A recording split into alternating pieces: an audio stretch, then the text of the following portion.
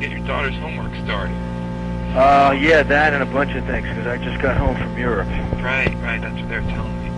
I have my recorder here so we can just talk and ask you a few questions about your show you're bringing here to town on Sunday evening. Okay, hang on 1 second. Sure. Okay. Sorry, the piano teacher just showed up. I really appreciate you taking the time. I'm a big fan, and your show down at the Spectrum on the River Dreams tour, I think, was one of the most wonderful concerts I'd ever seen.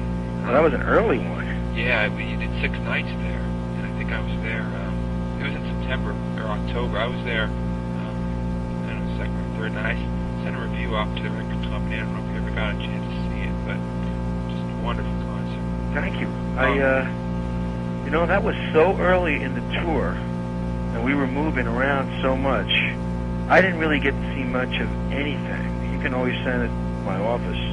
Oh, really? Yeah, I'd love to make sure you got it yourself, because when you send it to Columbia, you never know if it's just going to go right in the file. Oh, I'm sure that's what happened. Who should I send it to? Okay, there's an office fax. Try... There you go, 212. That's 516. 516. 267. I'll fax them off to them and tell them that I spoke with you and that you would like to see them. Okay, great. Yeah, let's see.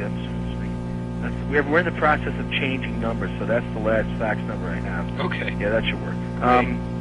Other than that, yeah, that was early in the tour, and that tour lasted for 2 years. Right. And during that time, we did 2 big giant stadium tours with Elton. Right. So that's a while ago. Yeah, it was. It was probably about 3 years ago, maybe even this week. I'm thinking about it more. I'm pretty sure it was late September, early October, '93. Right.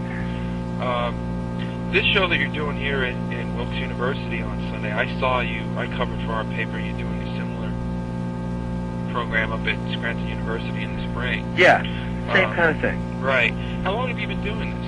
Oh, I've been doing this question and answer format now for 15 years or more. Wow. At colleges, but not with any regularity. It's been very intermittent. The college will invite me to go, and I would go, and this would be between recording and writing and touring. Right. But I haven't been touring since I finished the last tour. I haven't even been recording. I have been writing. Okay. That was a question I was going to ask you later on. Why do you do this? Why do you go on these tours to do this? I mean, was there another artist that you saw do this when you were younger and thought, man, I'd like to do that for my fans someday, or did you come up with it on your own? I never saw anybody do it, and I actually wish that when I was starting out, I had been able to ask someone like myself, who had been doing this as a life career, how certain things got done, because nobody wrote a book about how to do this. Right. And a lot of the times the questions I do get asked have nothing to do with the job aspect of it, the career aspect of it, or the technical aspects of it. It's usually about, my personal life, or I don't know, about what I think about reviews, or, they're really not useful questions. Yeah. Where I can actually maybe help somebody get an understanding of how to do this job, because a lot of it is a job. And I know craft has a bad connotation to it these days, but there really is a great deal of craft involved in it, Sure. if you're going to do it right. Even those who make it look as if it's not studied at all have gone to great lengths to make it look unstudied. Like the new music that is popular today as rock and roll, the whole attitude of it is anti-star. Yes. And anti-established and anti-mainstream. Well, that takes a great deal of thought. You don't just do this spontaneously. You have to come to this philosophical conclusion that you're going to do that. Right. And that, in a way, is as studied as the other way. You know what I mean? Yeah. It's a style. There's nothing wrong with it. It's just let's not make believe we're the first anti-hero here. Right. Because that's what rock and roll always was and always will be. Do you feel that the artists that kind of take the the record contract and make the videos and do all the music business stuff, and then say we don't want to be the stars. It's kind of hypocritical in a way. Well, I think if that's, look, if you've signed a record contract and you've made the video and you've made the recording and you're on tour and you're doing all those rock star things and you say, I don't want to be a rock star, well, aren't you in the wrong business? Yeah, that's what I've been thinking for the last few years when I've heard people saying this. Maybe you should go into, like, landscaping. See how you like that. Like, who are you kidding? Right. And there's actually nothing wrong with wanting to just be a good musician because, look, I've been saying for years, I really didn't set out to be a rock star. I set out to try to make a living as a musician. Right. And I set out to be a songwriter. I ended up making the decision to be a songwriter in the era of the, quote, singer-songwriter. Yeah. And all of a sudden that became the thing. Oh, he's one of those guys like James Taylor. Or he's one of those guys like Cat Stevens or Elton John. Mm-hmm. All of a sudden, that genre became a legitimate recording star genre. But a lot of us really didn't set out to become stars, but we did. And I'm not going to turn around now and say, man, what a lousy job. Yeah, right. It's the best job I ever had. It's the silliest job I ever had. When these people ask you these questions at the shows about, I remember I was up at the first one, and some people were asking you what inspired you to write this song. I was interested in your answers to them, and some of them were, like you said, about your personal life. And what questions do you appreciate the most? Because we're going to run this before the show, so this might actually help you out a little bit. Okay, well, the questions, it's not so much that I appreciate, it's the questions that I think the audience is going to appreciate are really not so much, and I know this may be difficult for some people to understand, not so much the questions about Billy Joel. It's the questions about somebody who does what I do. Right. It's a question about a guy like me who has had a long career in rock and roll and is alive to tell the tale. Right.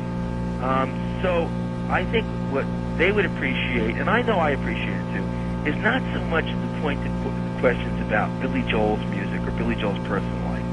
It's about this whole rock star thing. It's about the job. It's about the career. It's about the technical points of doing this particular job. Now, people study to be accountants and lawyers and, generals and teachers, but there's really no course in how to be a professional in the music business. Well, you could certainly help people so much. I mean, it's no secret, people that are fans of you and your music, that you had problems with the business. And the song Great Wall of China on your last album was pretty much about, your bad record deal and things like that. And you could have certainly... I've made every mistake you can make.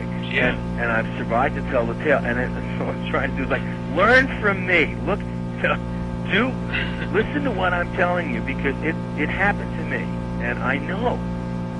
And like I said, I wish there had been somebody around to be talking about these things when I was starting out.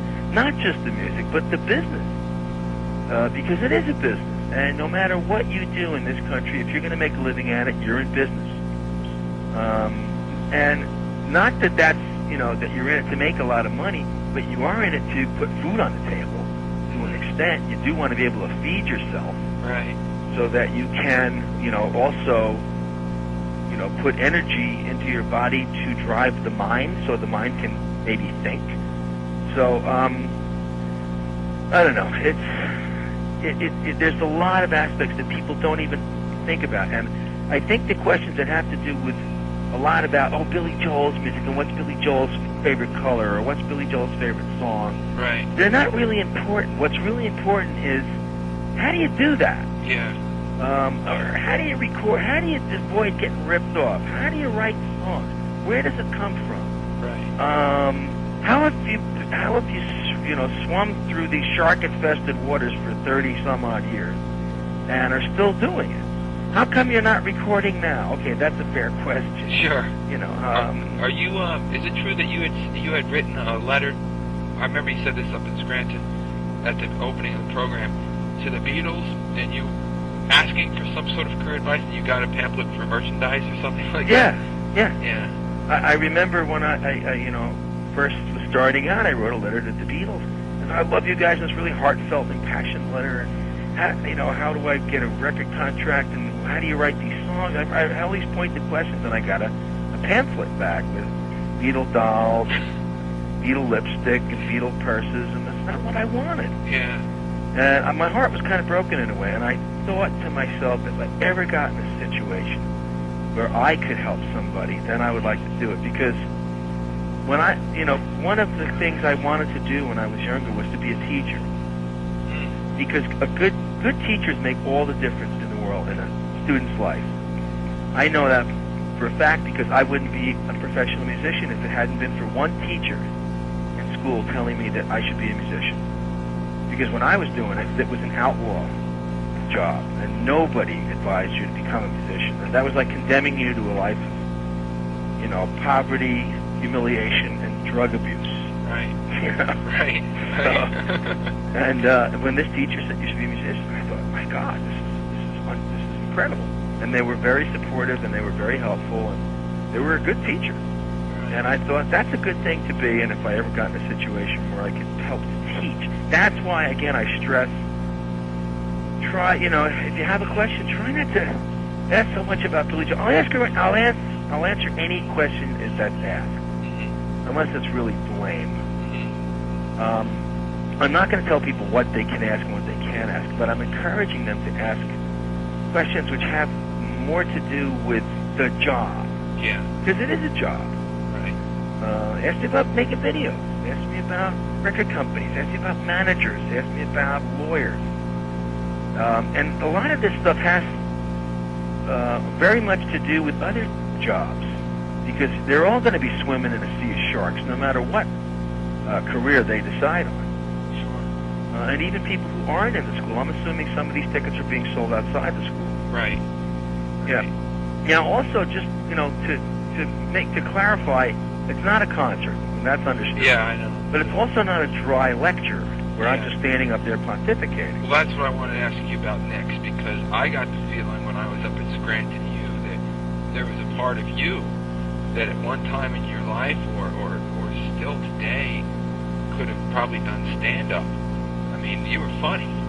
You were real funny. Your stories were funny. Your reenactments of your adolescence were funny, and talking about how you would go down and party and play a piano and the girls would come down and it was funny stuff. Is that something that you ever thought about doing when you were younger? Well, I come from a funny place. And where I grew up in New York, you had to be funny, or else you got in a lot of fights. There was just a lot of funny people, and at the job I have, like I said, it's very funny. It's not even that I'm so funny. I just think that the job itself is hysterical. I mean, you think about it. You go up on a stage. You scream your head off, and you jump around like a maniac for 2.5 hours, and then everybody stands up and screams hooray and throws money at you.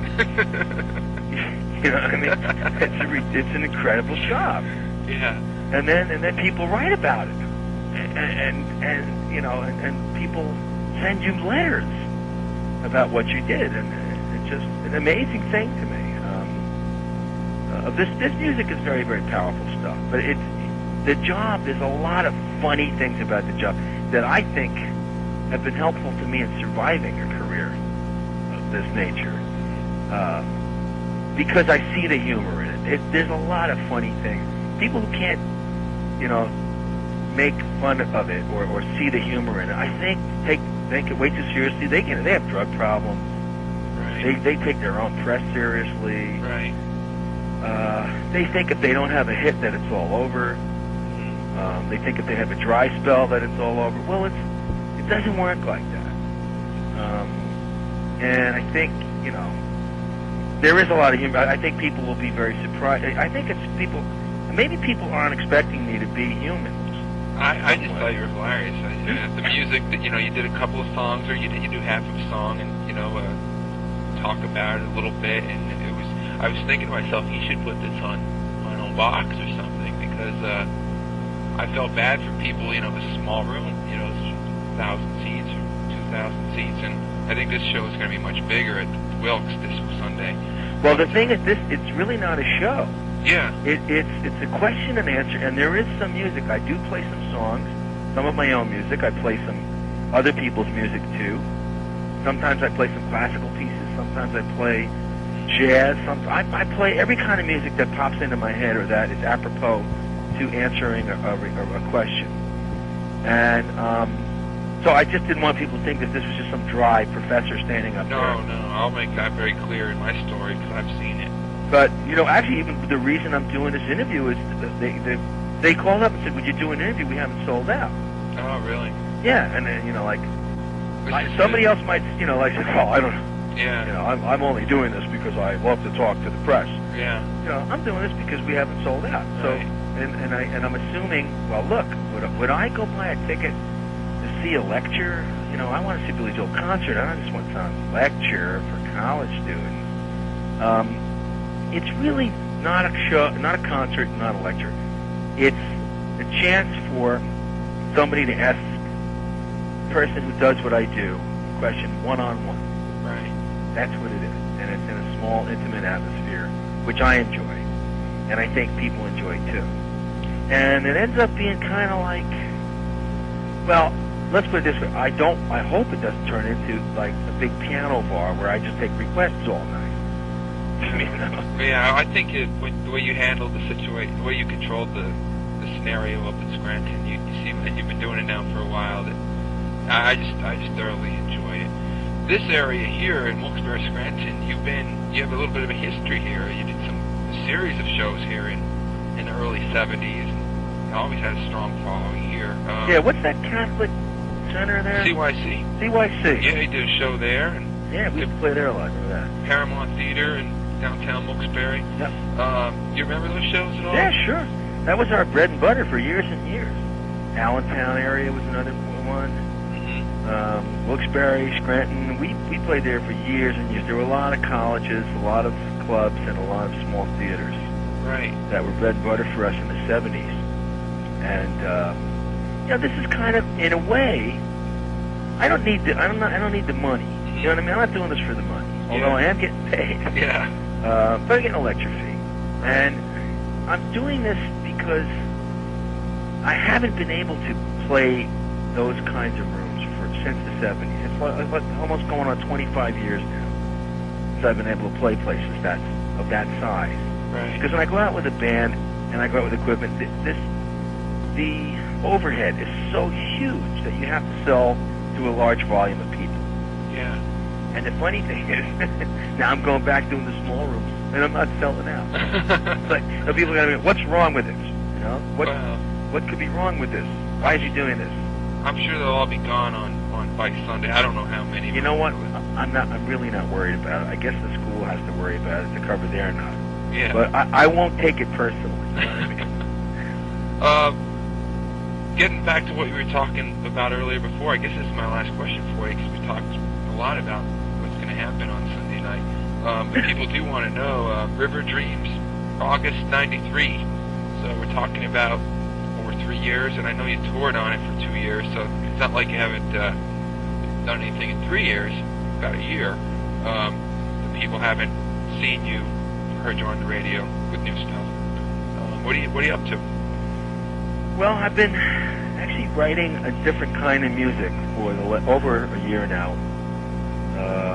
Maybe even longer than that. I'm working on instrumental music, orchestral music, piano music, something which might end up being a concerto or a suite.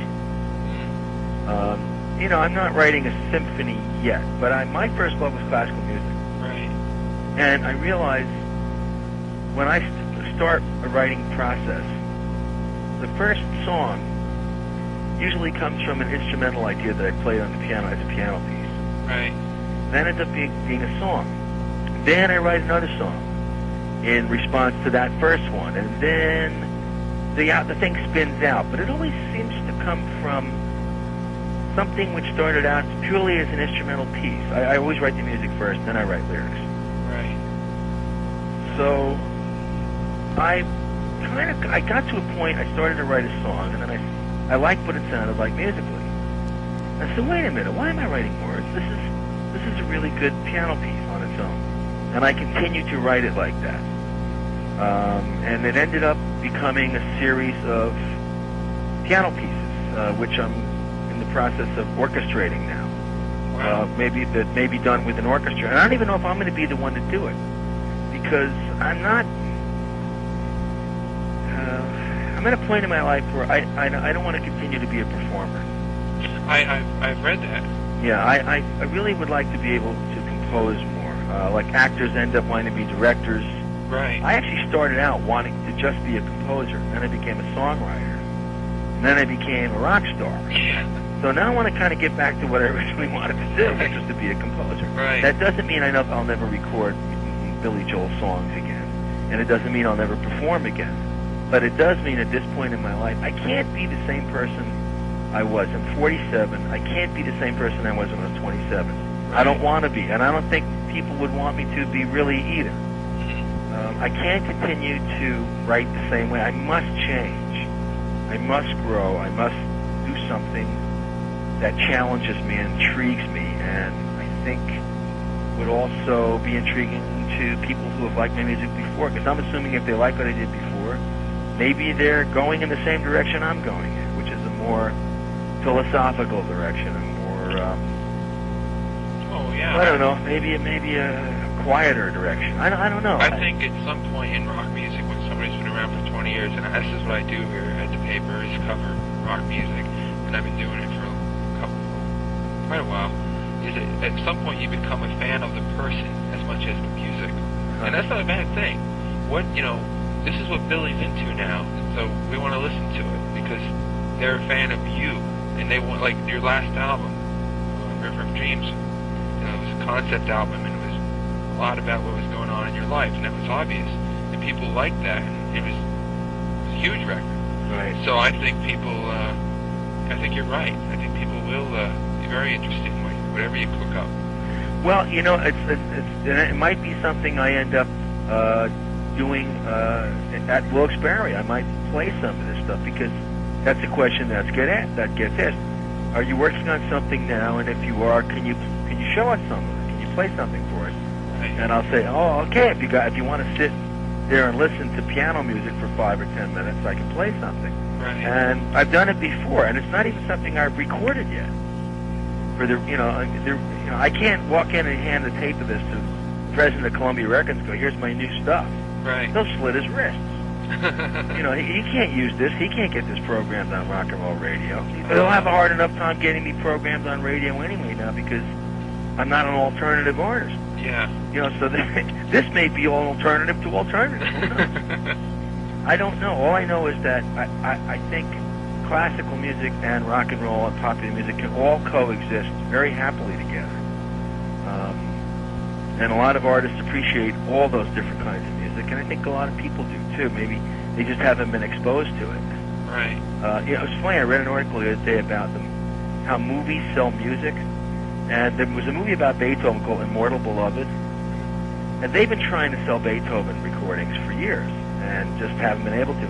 All of a sudden, this movie comes out with, who was that crazy actor, Gary? The guy who played Beethoven.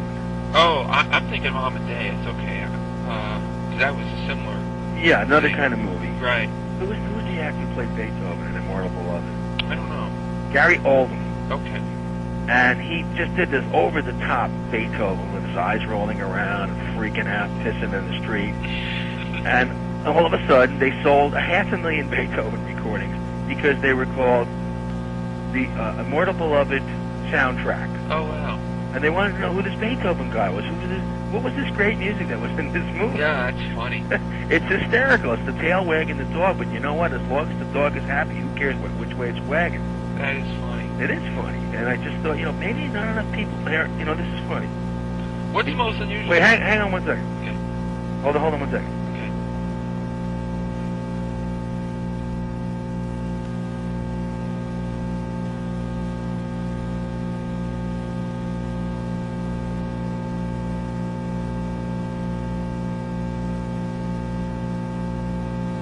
Okay, just listen to this. This is my daughter playing again.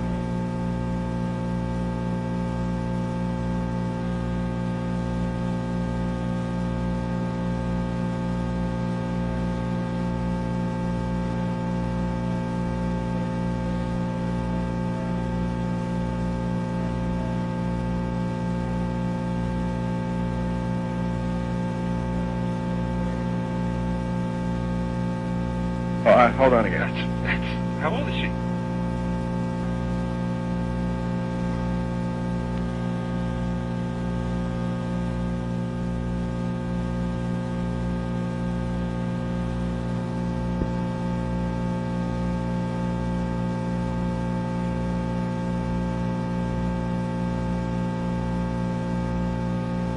Okay, you heard that. Yeah. How That old was is my she? daughter taking her piano lesson. How old is she? She's 10. Who gives her the piano lesson? A piano teacher comes over, It's funny. and she's playing Beethoven's Ninth, as we're talking about Beethoven. That's funny. So it's amazing how this all dovetails. And you know what? The good stuff just keeps going. And here it is, 200 years later, she's playing something by some dead guy, some dead German guy, you know? Yeah. But it's as alive as it ever was. What is the most And I bet you confusing he thought it was pretty funny, too. Oh, sure. Well, I mean, I don't know because it's hard for me to imagine what those guys thought before there was recordings. It's hard for me to imagine if they ever thought of the longevity of it because they wrote it and it was played in theaters and in places when they were in their time. I often wondered if they thought it would have the staying power because they were never recording it. Oh, I think they knew. Do you? I think Mozart knew. I think Beethoven knew. I think Bach knew. This was, you know, life wasn't that easy to live in the first place. And a lot of people, I guess, in those days were much more spiritual. They thought if they were good, they died and go to heaven. And a lot of these composers did this stuff so that they would live forever. Yeah. And I think that still continues. That drives a lot of us. You know, the idea of immortality, never dying. What is Woody Allen's thing? You know, he doesn't want to be immortal for what he's done in his life. He wants to be immortal for never having died. He's so afraid of dying. Well, I think all great artists have that. Yeah. You know, well, That is I don't want to die, so let me create something else that'll keep me alive. That it's true. I mean, your daughter just proved it, I guess, in a way. Absolutely. What's the most unusual thing that's happened to you doing these Q&As and music? Has somebody ever come up and said something to just step back for a minute? There's all kinds of things that happen. I mean, I people who I haven't met, who I haven't seen for, 25, 30 years, all of a sudden show up at these things and say, remember me, and I went to Hicksville High School with you, Oh, blah, sure. blah, blah. Right. Or else a little boy or a little girl will raise their hand and say, I take piano lessons. Did you practice? And I say, well, I should have practiced more. Do you practice? And they'll say, yes. I said, why don't you come up and play something for us? And these little kids will come up and play and blow the house down. Wow. And I'll look like a jerk. Like never worked with kids and dogs, Yeah, yeah. So that happens. Sometimes people will ask if they can sing, and I'll play. Or some people will ask if they can play, and I'll sing, which I always defer. I say, no, I would rather not sing, but I'll play. So sometimes I'll do a duet. I'm trying not to encourage that. Yeah, I won't put any of that in. But that's, you know what, you can. I mean, it's just, these are crazy examples. It all depends on what I call them, but then there'll some things as like lame as, can you play Happy Birthday? It's my birthday. And it's like, come on, that's kind of a waste of time. Yeah, It's like a lousy song to begin with. Yeah. That's self-serving for a room full of people. Yeah, and also, look, the thing that makes it fun is that anything can happen, which makes it risky, which makes it interesting. It's like the Forrest Gump box of chocolates. You never know what you're going to get. Yeah, right. And I kind of like that. That's another reason I continue to do it, is because I've discovered in the college age group, I didn't even know that these people would be aware of somebody like me. They know my old stuff, not the hits. They've discovered my album cuts that were on albums like Turnstiles and Street Life Serenade and The Nylon Curtain. These are not big commercial blockbusters. Right. These were the albums that were really, way heavy in album cuts. Right. And that's how they discovered my music. And in a way, I liked it. They know me not through Just the Way You Are or Uptown Girl or, the silly hits, but through the real meat and potatoes and the substance of my work, which is what I think has sustained my longevity, and that's the album cuts, because I'm an album artist. Yeah, some of my favorite stuff you've done is a little deeper on the record sometimes, for sure.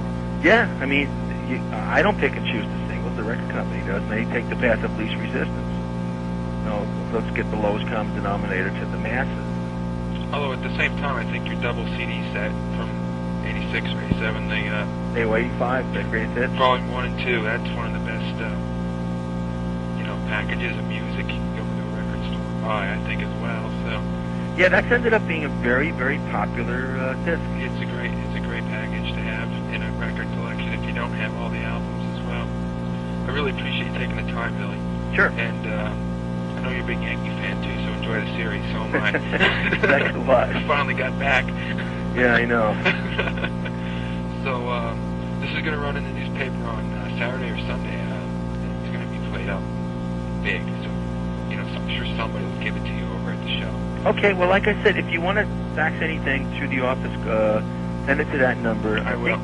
That's only good for another couple of weeks, but I'll get it if you send it to me. I will. I'll be sure to do that. Great. I really appreciate your time. Okay. Thank you. We'll see you. Bye. Bye.